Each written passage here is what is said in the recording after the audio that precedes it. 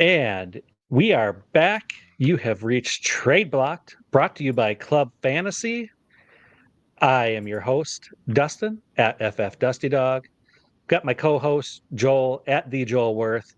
And if you're joining us here, we got a new face on the pod this evening. Hoove is off. He is in Canton already at the expo, partying it up. So we brought in a pinch hitter. If you watch my other show, Drinking and Talking Fantasy Football, you will know my co-host from that show, Jake Trowbridge, at Jake Trowbridge on Twitter. How are you doing, Jake? Thank you for joining the show this evening. I'm happy. I'm happy to be invited on. I like that you're just splitting the difference. This is the marriage. This is you living your best life with all of your co-hosts in one spot. So it's like a crossover episode. Yeah. It is. I was going to say it's a throuple we've got going on here. Ooh, yeah. I definitely like the TGIF sort of mashup idea, though. I think this is like Full House and Family Matters. It's one of those kind of deals. Yeah, there you go. There you go. Yeah. Thanks, Jake, for joining us. We've got a great show this evening. We are talking Justin Herbert this evening, what his dynasty value is, some trades, all that good stuff if you've joined the show before. But before we get into it, we've got to give props to our sponsors. So first off this evening, we've got Trophy Smack. We're honored to talk about our sister site's new partnership with Trophy Smack. Head over to trophysmack.com/WOFF and start shopping for all your achievement-based wants and needs. Do you need a draft board for your league's offline draft? Do you want to get yourself a championship belt to bask in your reign as league champion? How about a decorative ring to remind your league mates who the real champion is? Trophy Smack has it all. So head over to trophysmack.com/WOFF and get your gear today. Friendly reminder that any commissions we earn throughout the month of August from you lovely lot using our unique link will be added into the Women of Fantasy Football's WOFF /Galvanized Scholarship Fund, benefiting Laura Oakman's Galvanize, an organization that offers women the tools to succeed in sports media. You can find the links in the description that will take you directly to Trophy Smack and some of their products. Shop for the cause today. Joel, show off that beautiful Trophy Smack belt that you got. Look at that bad boy. Oh, that is beautiful. These things are legit, man. I mean, they're heavy. They're not cheap at all. These are nice, full size. These things are legit. I mean, no question. They are pretty awesome. They make an excellent product. They are, and you can just show up to your drafts like a freaking boss and just like a baller. Rub it in everyone's faces. And they are just beautiful. I mean, showing it on the screen like that doesn't do it justice how beautiful they actually are. Like, those are quality products. So definitely go check them out and support a good cause. For sure. So let's get into this here. As I said at the top of the show here, we're talking Justin Herbert. So, Joel, I'm going to start with you. What do you think Justin Herbert's current value is? Where do you have him as far as like your ranks for Dynasty? I rank him as, I think this injury and this questions about his status in this Harbaugh and Greg Roman offense is really an opportunity to buy him, because I don't think we should be devaluing him long term. I still think he's a super talented player. I think 2 years ago he was like the number four quarterback, number 4 overall player in Superflex. He was right there with Mahomes and those guys. I don't think he's still a top 10 quarterback to me pretty easily dynasty wise. So I mean, if anybody's worried about what the season's going to look like, and it may not be great, but I still think this is like a long-term buying opportunity. Mm-hmm. Yeah, I agree with you too. Jake, do you agree with that, or do you have different opinions about Herbert? Well, it's me. I'm the guy who is nervous about trading for him right now. So I'd probably be the one looking to trade him away to you, Joel, right now, because I agree with what you're saying too. Long term, hopefully, it's still Justin Herbert. Like you said, guy who's had very high finishes. My concern comes with the fact that it is Harbaugh and Roman who should be operating this run first, extremely run first team or this run first offense, and they're not going anywhere. I think they're tied together for potentially the long haul outside of a trade. Trading away Justin Herbert, and I don't know how likely that is either. And that injury too, just for the short term for this year, it's like that was my one glimmer of hope for Justin Herbert was, hey, maybe he can get some more rushing attempts this year. It's kind of underutilized in that area, I feel like, and I don't know that injury is going to really let him do that. So I think his value could get even a little bit more suppressed, which is why I'm not interested in trading for him just yet. But I could see a path where halfway through the season, if it looks like what I think it might look like, maybe I could hop in at a lower price point. Absolutely. So let's talk here what the market has him at. So currently, Dynasty Nerds has him as the QB7, overall number 9 in Superflex. And Keep Trade Cut has him ranked as the QB10 and overall 21st in Superflex. Joel, does that sound about right for where you have him ranked, or is the market way off on him? I'm not going to argue with QB7. I think that's fine if you want to mix him in with the Love, Burrow, Stroud tier. I think that's fine as a long-term play. Where I would question is QB or overall player 21 in Superflex on KTC. That seems really low for a potentially overall quarterback. I'm someone who wants to build the Superflex teams around quarterbacks. So if I can get a potentially elite one if I can get Justin Herbert at the back end of round 2 in a startup, that seems pretty crazy to me. So that's the one ranking that I would kind of question. Jake, same question to you. Yeah, I think QB7 is personally too high for me. I have him lower. I have him closer to the Trevor Lawrence sort of cutoff line. But 21 also seems really low overall because maybe we just play this thing really heavily leaning into the quarterbacks. But I think there's maybe 5 wide receivers, maybe a tight end or 2 that can get up into that top tier mix where if we're sitting there in the first or second round of a startup, I could sprinkle them in, but otherwise I'm also hitting those quarterbacks heavy. So yeah, that does seem low. Yeah, I think QB7 might be a little high for me as far as Dynasty goes. QB10 is probably closer to where I have him ranked. But yeah, 21st overall is ridiculous.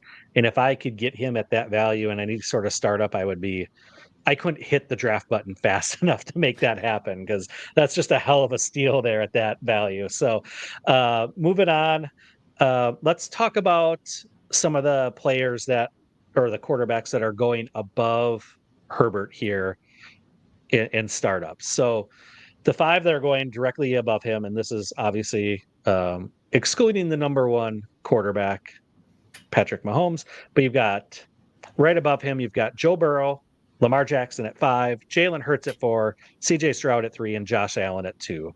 And this is according to the Dynasty Nerds rankings.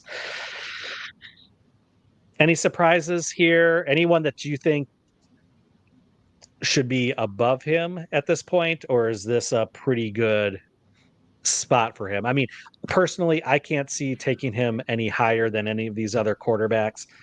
I think as far as this specific set of quarterbacks that are above him, I wouldn't take him above any of these, but maybe I'm way off base here.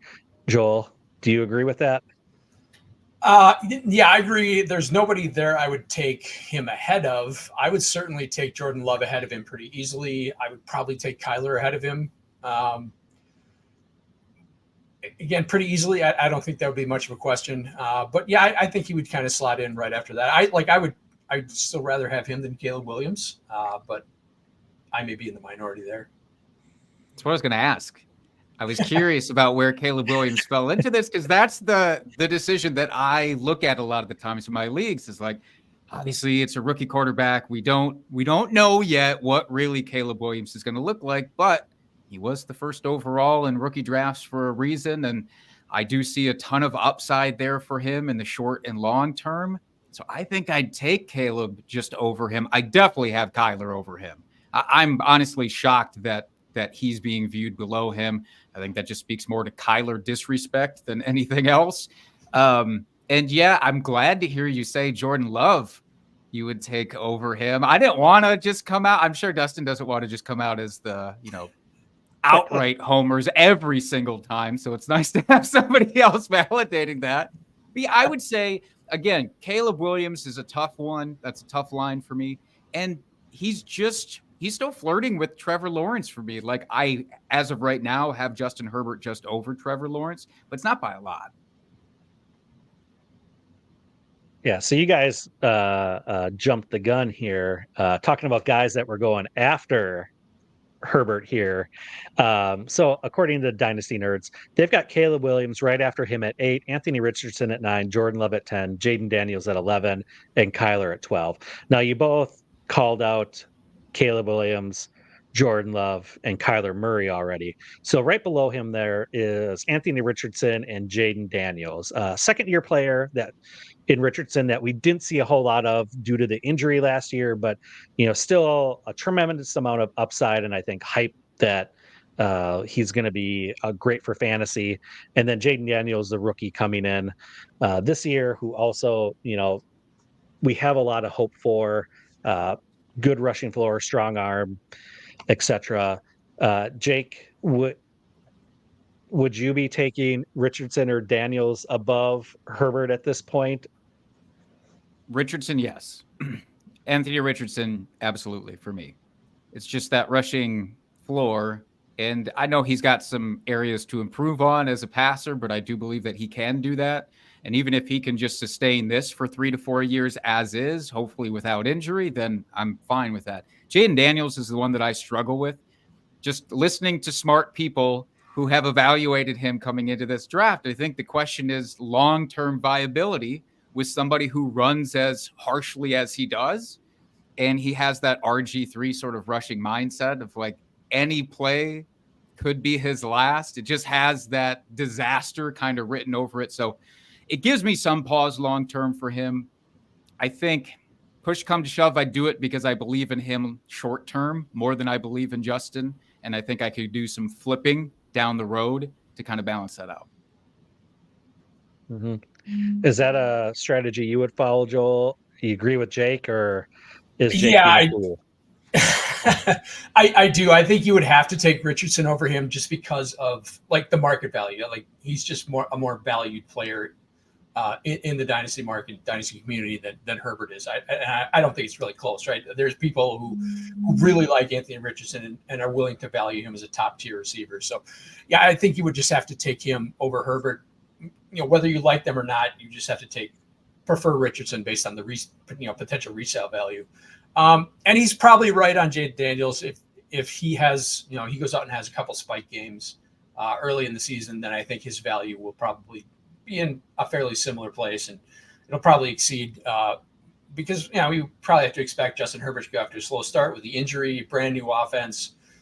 Yeah, that doesn't really look great. They're kind of beat up already. McConkey's already beat up a little bit. So I don't expect him to get out to a great start. So yeah, I think there's probably going to be an opportunity where you can probably move Daniels for more than you can Herbert. So Joel, you said something here. I just want to touch on it a little bit more. This is more of like a theory perspective. We don't need to get too far into the weeds as far as trades, but is this a move where say you really believe in Herbert and he is your guy you really love, but as you said, Anthony Richardson has this value that is perceived higher than Herbert, and you're in a startup. Would you draft Richardson and then after the draft is done, go to the Herbert owner and be like, hey, do you want Richardson? Let's make a trade with Herbert and then add a little sweetener onto it to make a deal done. Is that something you do when you're in drafts, like just accumulate that value and then target guys that you truly believe in after the fact? Or would you just take the guy you believe in, as long as they're close in value? I think there's a significant enough difference between Richardson and Herbert that I would have to take Richardson and then see what I can do with it. I like Richardson as a long-term play, but So it's not like I'm taking somebody I don't like and then trying to have to move him later. So I would absolutely take him first, and then if I can get Herbert in a first for him later on, I'm fine with that. I'll certainly tear off on him, but I think you have to take the more valuable asset.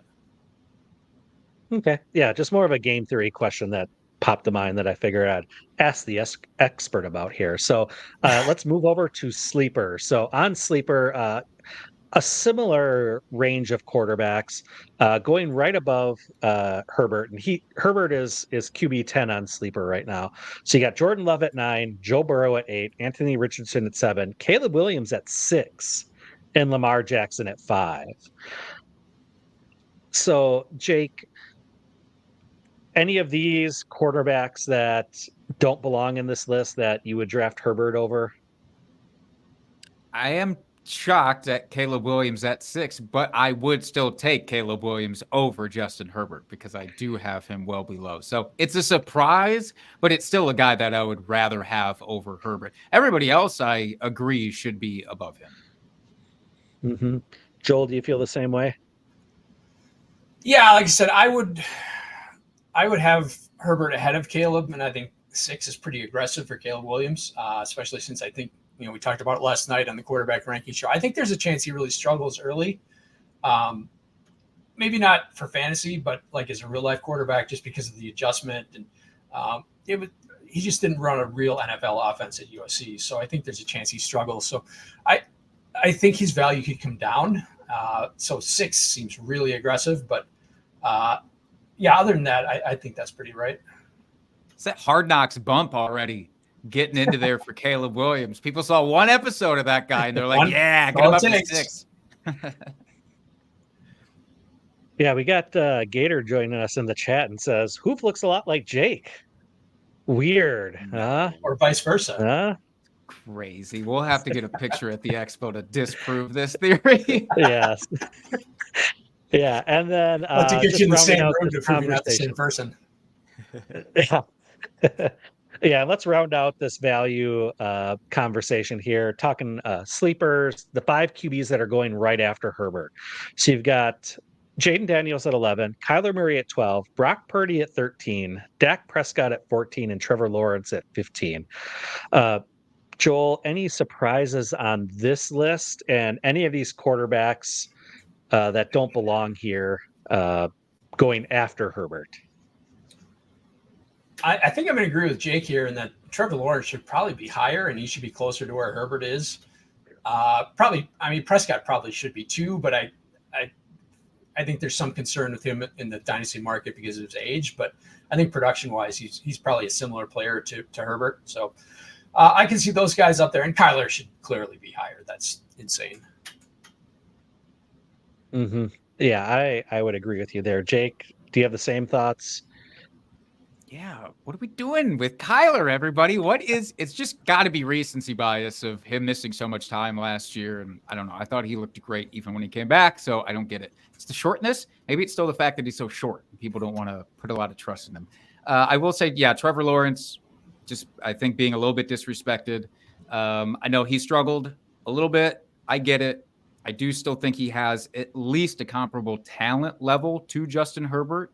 I think his offense is going to be a little bit more productive for him, at least over the next couple of years. So that's why I say it's so hard to stare both of those two options in the face. I think if you're trading for somebody right now, you can get a better deal on Trevor Lawrence.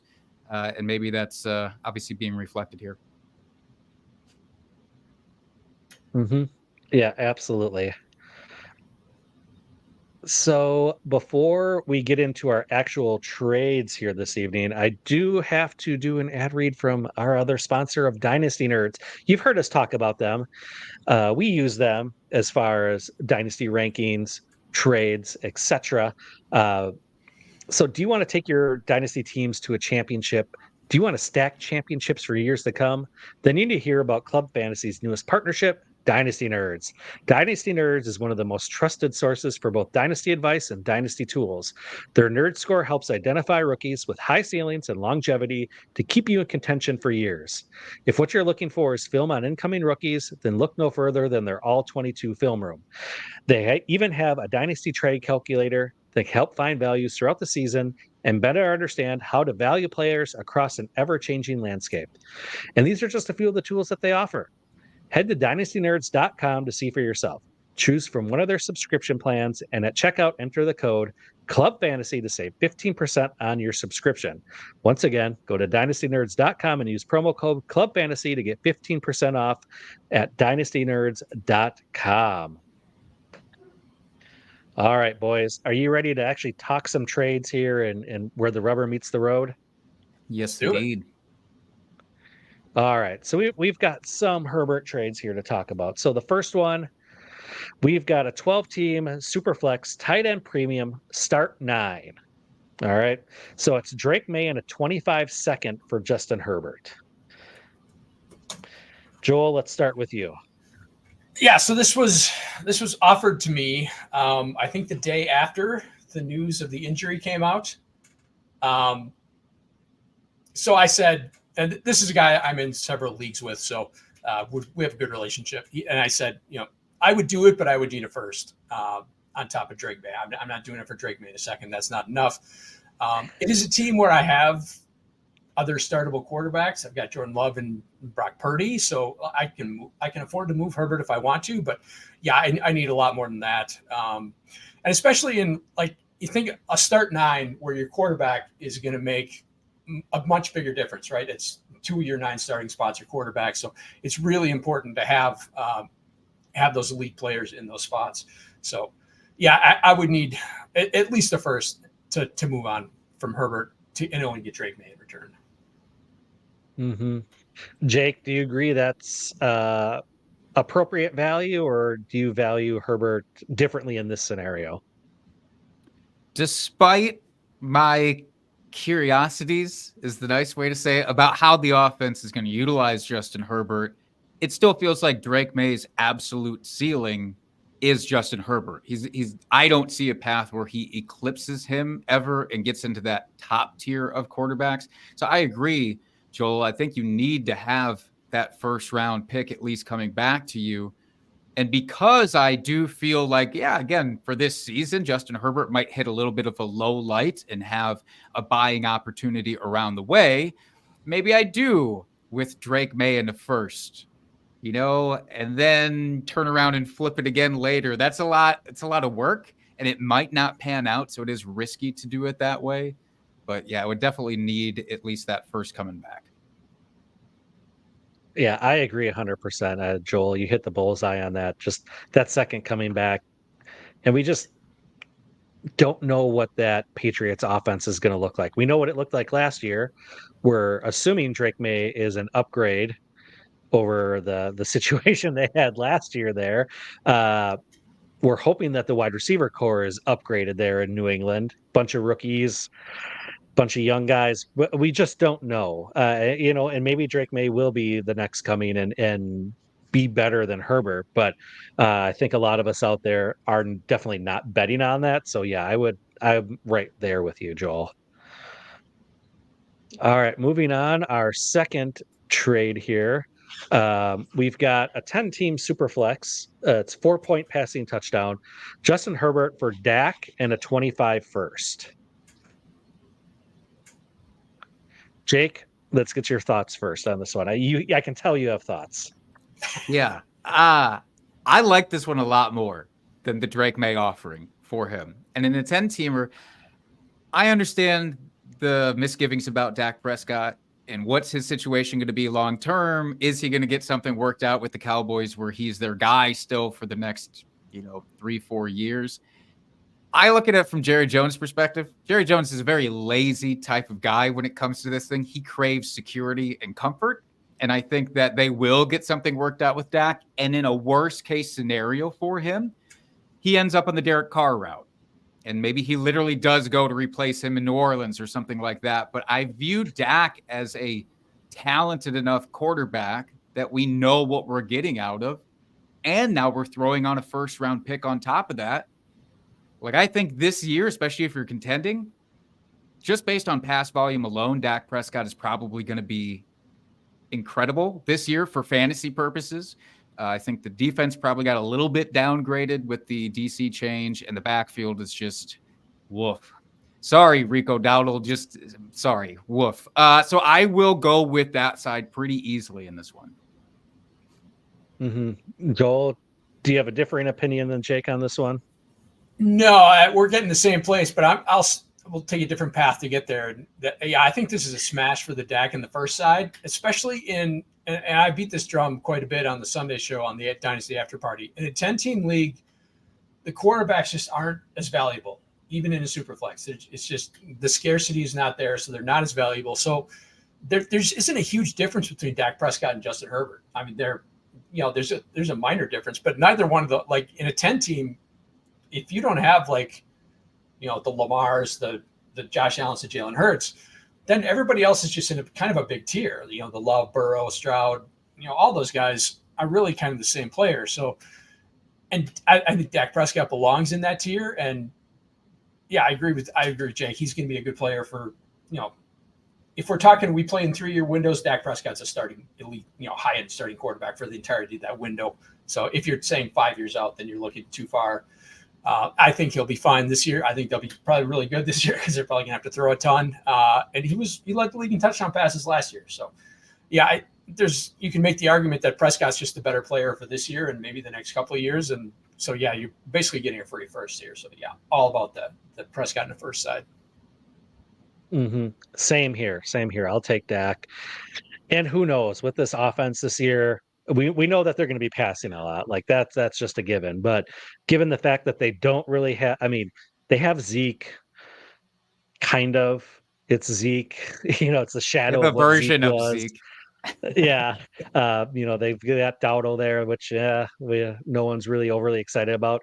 Maybe Dak will be doing a lot of fake RPO handoffs or pitches and then running the ball himself. And maybe he'll have some sneaky upside as far as rushing, even though that's not necessarily his game anymore that, when we first saw him coming into the league years ago. But maybe that's a little bit revitalized this year. And he has a little bit more sneaky upside. So, but regardless, yeah, it's Dak in that first easily. All right. And then I also pulled a couple trades here involving Herbert off of Dynasty Nerds here, trades that happened recently. So this first one here, it's a super flex league. That's all the information I have. So this was Justin Herbert for Deontay Johnson and Trevor Lawrence. And Jake, just for you, I spelt his name correctly this time. Yes. Big time win. Let's go. Joel, let's start with you here. Do you like the Herbert side or the Johnson Lawrence side? I think Herbert and Lawrence. I agree with Jake. I like Lawrence quite a bit. So I think he's close enough to Herbert that you're basically getting Deontay for free. So yeah, I would take the Lawrence side. Jake, do you disagree? Not at all. I can't wedge a finger in between the value of where Justin Herbert and Trevor Lawrence are. So if you're going to give me Deontay Johnson on top of that, you know how much I love Deontay Johnson. Hell yeah, I will ride with that every single time. Yeah, same here. I pulled this one specifically because I stan Deontay Johnson. So and Trevor Lawrence and Herbert are very, very close as far as value. So if I'm getting Deontay Johnson onto my squad, I'm going to smash that every single time. So that one was pretty straightforward. And last one here involving Herbert. This is another super flex league. It was a 25 first and Kyler Murray for Rashee Rice, Devin Singletary, and then Justin Herbert. Joel, thoughts? I think I probably got to take the Herbert side. Like I would prefer Kyler to Herbert, but like you give me Rashee Rice and Singletary over a random 25 first. I'm pretty high on Rashee Rice. I don't think he's going to get suspended this year. I think he's going to be really good in that offense. I like Devin Singletary a lot, especially going back to a Brian Daboll offense. So I think he's going to have value this year. So I think this is pretty even, but I would lean the Herbert side. And Jake, I know how much you love Kyler. Do you differ from Joel on this one? Yeah, this is where I have to really just do it. I just have to profess my undying love for that short monster Kyler Murray. I think that I will go with that side with Kyler in the first. I respect Devin Singletary, and I do expect him to get just a ton of work this year. So in terms of how I like to play Dynasty with the theory side of it, Devin Singletary is my type of guy to go after. I don't like to invest a lot of capital into those guys. Even the really high tier guys, I'd rather just find who's the couple of dudes this year that can, get me solid production, and Singletary is probably that. I think we differ a little bit, Joel, on the Rashee Rice of it all. Not because I dislike Rashee Rice or expect him to get this massive suspension. It's just that nagging, what if Hollywood Brown does it this year? What if Xavier Worthy is a bigger focal point in this offense? But you do have, an aging Travis Kelce to maybe balance that out. But when it comes down to it, I just love Kyler too much to look away from him, and getting that first. Hopefully it's a mid one at least. That's a pretty nice bundle, I think. Yeah, I think it's a fairly even trade overall. I could honestly take either way, and it might depend a little bit on your roster construction. If you need that wide receiver help and running back help this year, but I think I would lean the Kyler side. I just like Kyler a slight bit more, and that 25 first, maybe I could flip for a player that's a little bit, maybe a slight tier up from like Rashee Rice, and get a slightly better player and just flip it right away. And then you're not having to deal with the draft next year, and you can get those points back that you would have lost out on Rashee Rice and Singletary. So those are my thoughts on that. Before we close out our conversation on Herbert here and move on to some other general dynasty trades here. So Herbert here, he's only 26, signed through 2029, got some massive dead cap hits for the next 2 seasons. So he's not going anywhere. We've kind of danced around the whole topic of the offense, with Harbaugh coming in, got a revamped receiver core, got a revamped running back room. I think we're all expecting this offense to be a little bit more run heavy than what we've traditionally seen in the past from this Chargers team. So kind of this year, and then let's look, 2-3 years down the road. Yeah, how do you see Herbert's value either increasing or decreasing, and what we can kind of expect fantasy wise from him? So Joel, why don't you start us off? Yeah, I think there's some really easy additions that they could make to make this kind of a much more exciting offense. And you start with tight end, right? Because everywhere Greg Roman's been, he's had an elite tight end. You think back to his first run with Jim Harbaugh in San Francisco, he had Vernon Davis. With John Harbaugh in Baltimore, he had Mark Andrews. Now they've got Hayden Hurst and Will Dissly. Those guys, Donald Parham, those guys aren't. I just can't get there with those guys. So, man, if they would have taken Bowers, that by itself could have been a really exciting pick for them. Just really transform the offense.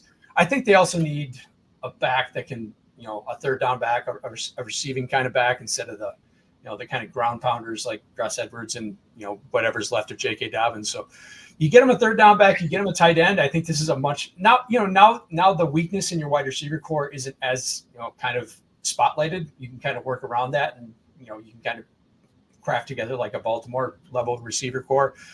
So yeah, I think there's some easy fixes they can make to make this a much more exciting offense, and I think they'll probably get there next year.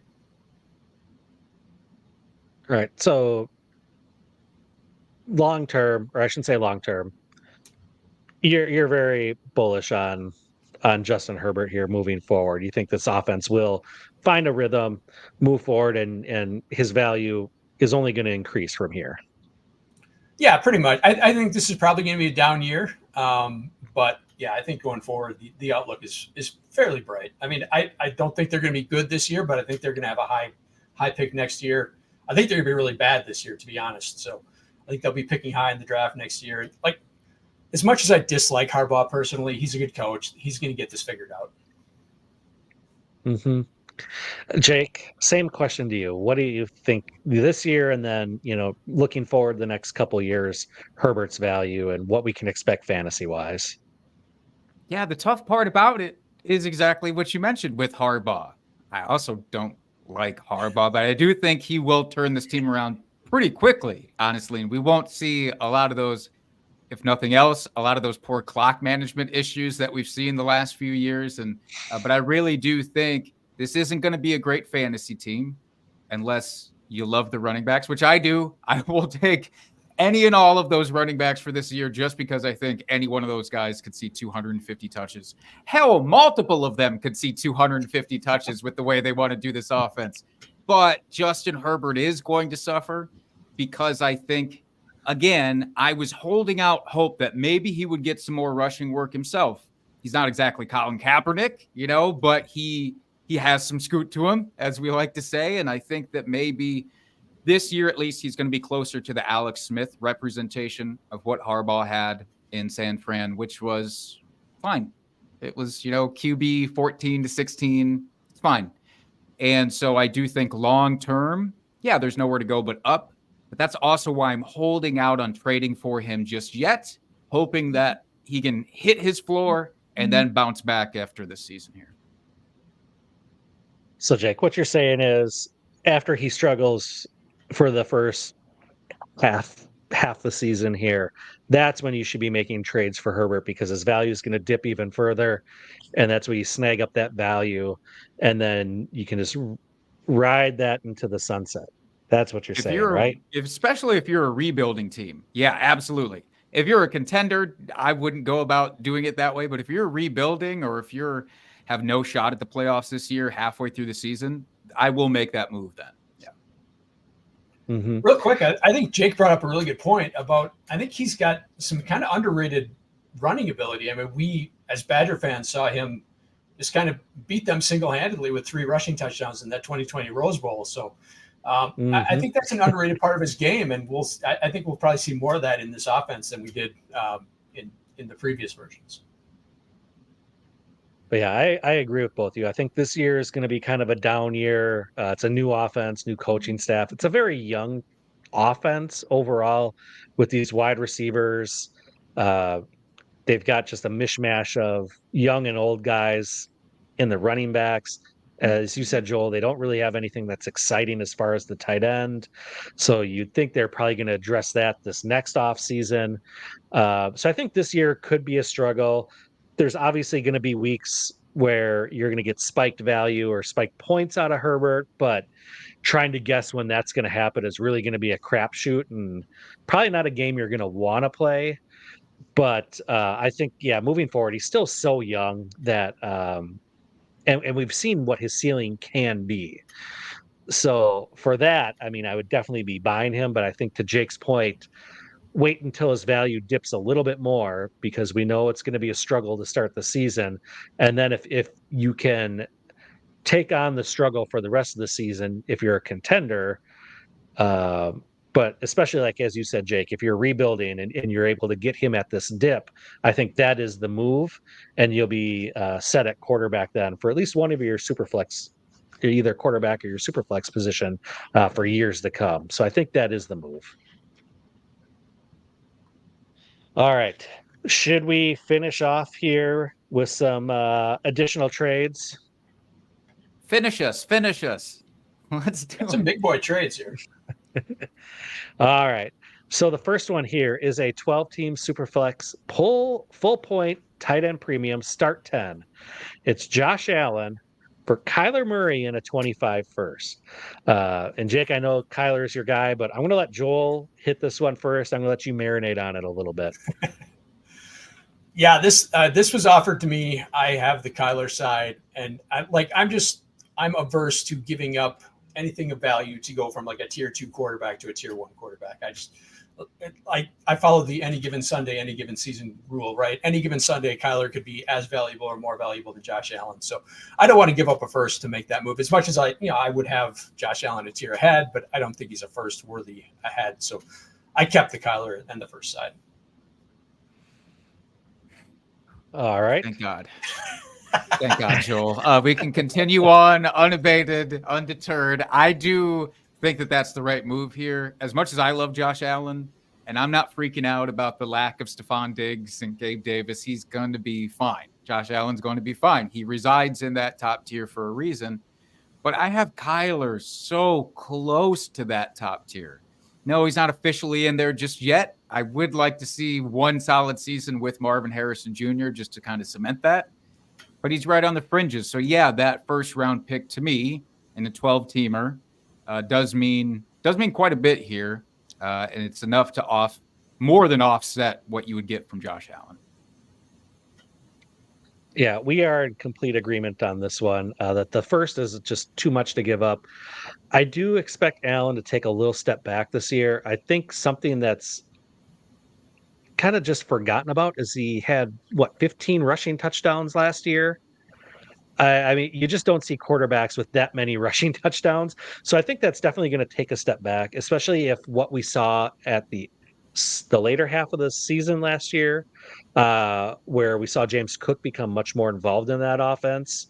If that kind of holds true this year, just from the rushing side, maybe James Cook steals some of those rushing touchdowns, and that comes back to a little bit more of the norm. And then you also still have those issues or concerns, losing Stephon Diggs, Gabe Davis, etc. So just for a little bit of regression's sake on its own, I just don't think I could make that move. But since we're all in agreement, this is too much value to give up for Josh Allen. Other than the 25 first, what would be an appropriate either pick or player that you would be comfortable giving up to make this trade? If you turn that first into a second, sure. Yeah. That's a more navigatable gap in between where Kyler is and where Josh Allen is. But again, it's such a small margin. And Joel, I don't know how you feel about just picks in general. Anything that's not a first round pick to me is a little bit gravy in Dynasty, because it's so hard with the hit rates that you get in the second. Obviously, once you get into thirds and beyond, it's just kind of negligible. But a second, that makes it fine. I think I'd still be so hard-nosed and stubborn just in my absolute standing of Kyler. I don't even know if I would do it, but it certainly seems more reasonable that way. Mm-hmm. Yeah, I agree with you completely. I mean, I just outside, if it's not a first, I'll flip it if the deal makes sense. So, and if you think about this year's class, I mean, even when you get in the second round, you think back to May when you were taking like Trey Benson at the top of the 203, 202, something like that. Now he may not even have a role. So yeah, it's just the hit rate is so hard. Next year's class isn't going to be as good as this one. We don't expect. So yeah, a 25 second would be gravy, and I would probably have to do it because I'm not as convicted on Kyler. I do like Kyler quite a bit. And I made the case for him to be a possible MVP candidate this year on the show last night. So, but yeah, I think I would just have to take the value on Josh Allen if it was just a second. All right. Next trade we've got here. It's a 12-team Superflex full point tight end premium start 10, Jared Goff and Saquon Barkley for Anthony Richardson. And Jake, I'm going to throw this one to you first to get your thoughts. Yeah, give me Richardson in this one. It's Superflex. Jared Goff, I just don't really get it for him. People who love him really love him. But for fantasy purposes, he's the equivalent of streaming the position every week. It's fine. You'll get what you get from him, and it's fine. But he doesn't have much upside, in my opinion. I think he's capped around the 12 to 16 range. So Anthony Richardson is that weak winner type of quarterback. And for the long term, I know the injury concerns with him. I'm not going to lean too heavily into that. It'll be in the back of my mind as a tiebreaker, but I'm not going to put that in the forefront for a decision like this. And Saquon Barkley, yeah, I'm sure he does have a couple of great years left in him. Is it enough for me to make that downgrade from Richardson to Goff? It's not. I would need somebody probably younger, even though I still only do a couple years at a time with running backs. Saquon's got his own injury history to contend with there as well, so not smitten with that. Yeah, I was thinking the same thing along those same lines, Jake. Richardson, you've got the rushing upside. He is a quarterback that can give you league or week winning points at any given week. Goff is not going to give you that. Barkley, I think, is past the time where that could happen for him, especially on this very loaded Eagles offense. There's just so many offensive weapons now and so many pieces that the ball needs to go to that the days of him being the single focus on an offense where he's going to get 250 touches and just be really the focal point of an offense are behind him. And he's getting up there. He's starting to reach that age where we start to get concerned about running back slowing down. So I'm in agreement with you there. Joel, do you agree with Jake and I? Yeah, I do. This was offered to me, and I had the Richardson side, and I think it's close. I think the value is close, but if you're talking Richardson, you're talking about someone with, it may not be likely, but it's a visible path to being the most valuable dynasty asset, right? If he plays 17 games this year and just balls out like we think he can, and he becomes a top 4 quarterback, because of his age, he's just going to be the most valuable dynasty asset. It's just the way the market moves. So, and there's just too much risk that the other side just goes to zero really quickly, right? I mean, Saquon's going to be 28 next year. He may be like an Alvin Kamara, just have no value in the marketplace. And Jared Goff's already 30. So it's really easy to see that side just being not anything I can move on from and just kind of stuck on my roster. So yeah, I would much prefer the Richardson side and just, bank the upside. Mm-hmm. Look at us all in agreement here. And then the last trade we have on our sheet this evening, 12-team Superflex, no premium for tight end. It's a start 9. You got Jamar Chase and Gus Edwards for Jordan Love, Andre Isavas. I'm sorry I butchered that. And a 24-407. So, Joel, I'm going to let you start with this one. I don't know why Jake professed his love for the Chargers running backs. I don't know why any of Godward's, Yoshivash, or the 407 are in this deal. So yeah, it's Jamar Chase for Jordan Love, and in a super flex, I'm taking the quarterback. If it's an elite quarterback, I'm keeping the quarterback. It doesn't matter who that other player is. I build my teams around quarterback, so I'm not moving off of Jordan Love here. And it has nothing to do with being a Packer fan or being a homer or anything. It's just, if it was Joe Burrow, if it was CJ Stroud, if it was any of those quarterbacks in that tier, it's not a move I'm going to make. Jake, do you agree, or is Jamar Chase just too much of a not a unicorn, but just a stud wide receiver? He's young. Does that move the needle for you, where you would take Jamar Chase over Jordan Love? Obviously, I think we're all in agreement here. Those other pieces in this trade are basically negligible. So really, it comes down to Chase versus Love. So, what are your feelings, Jake? Well, I disagree that Gus Edwards is nothing in this trade. Again, I'll take every stab at that offense or that backfield that I can get, rather. But it's like, it's not even quite the Devin Singletary probably in terms of actual trade value here. Get that 407 out of here. I'm tired of even seeing that on the screen. What's that doing there? But it is, yeah, essentially, if we boil it down to it, it's Jamar Chase versus Jordan Love.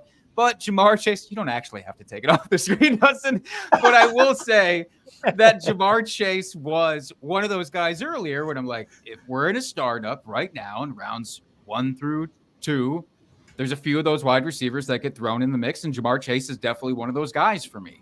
Put him in there with Justin Jefferson and CeeDee Lamb and probably Marvin Harrison Jr. Maybe I'm just trying to be anti-Packers guy here. I don't know that it's going to be Jordan Love for me. I think I will take Jamar Chase. And Jordan Love is kind of at a tier of quarterback where I feel like maybe I could pivot away to get one of these other guys around his area. Because I don't think that, talking about Trevor Lawrence again, I don't think there should be a big gap between Jordan Love and Trevor Lawrence. I think that should be a negligible gap. But the market says this guy's going to be more expensive in Jordan Love. This guy's going to be way cheaper. So let me hold on to this wide receiver that is top tier. That's always going to be very hard to trade for him probably. And I'll just hold. I'll hold and grow with Jamar Chase, I think. Yeah, I think it's really close for me. I love having elite quarterbacks on my squad, but I also love having elite wide receivers. But I think I would lean Jordan Love on this one, but it's really, really close. Only because it is so hard to trade for quarterbacks typically in a super flex league. Like those guys are worth their weight in gold. So I do think that's pretty fair value for him, even though he is kind of in this tier of a bunch of guys that we all really like. But I think regardless of which of those guys you want, that's kind of the rate that you have. Kind of, this is the trade you have to make to get one of those guys, just because they are so valuable in super flex leagues. So while at first blush it feels like it's a little much to give up Jamar Chase for that, but at the end of the day, I'd rather have the quarterback than the wide receiver. I think those points are more easily replaceable than the quarterback scoring. Okay, now what if we replaced Edwards with Kamani Vidal? What does that do for you? Huh? We changing our opinions on that even a little bit? No? No. Okay. No. No, unfortunately not, Jake. That's like if you got one of those Wow. scales, remember from high school when you had those the scales and you had those like lead weights that you would put on to balance it out. You got to balance, and then you put like a leaf on one side. It's not going to change. Rude. That's rude. You got to write Kamani Vidal an apology letter after saying that. Oh, well, geez, that just feels like a great spot to end this episode. Before we close out the show, gentlemen, any final thoughts about Justin Herbert or that you would like to talk about here that maybe we haven't touched on yet?